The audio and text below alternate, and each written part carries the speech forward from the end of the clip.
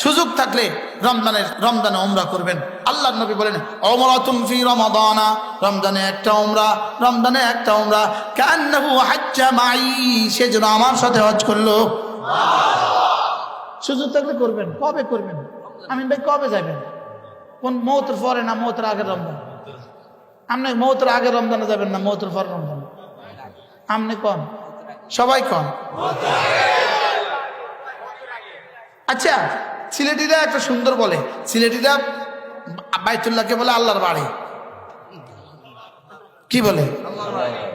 আজীব। বলবে হুজুর আমার জন্য দোয়া করবা, আমি যেন আল্লাহর বাড়ি যাইতে পারি। ওরা এইভাবে বলে আল্লাহর বাড়ি। আপনি শ্বশুর বাড়িতে গেলেন না 10 বছর, শাশুড়ি আপনার কি বলবে?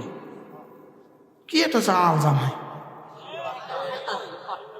এখানে চাইতে হয় না, কইব কি কইব না বলে? হ্যাঁ, বোনের বাড়িতে গেলেন না 20 বছর, তো বোনে কি কইবে? কি ভাই হইলি তুই 20টা বছর হয়েছে একখানা বোন গেলে চাইতে আসতো। আচ্ছা ঠিক, তা আল্লাহর বাড়ি আপনি মাল আছে, আপনি আল্লাহর বাড়ি যান না, তা আল্লাহ কি কইব?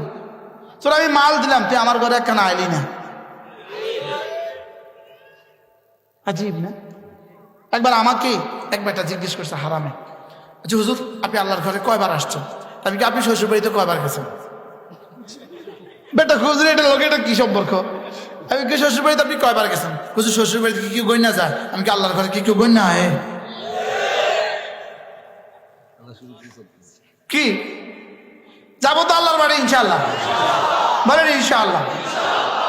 বাকি আগে হজ করব, পরে উমরা করব। বলেন আগে হজ করব, বলেন পরে কি করব?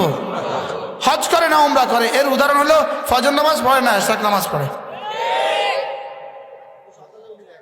কি বলছি?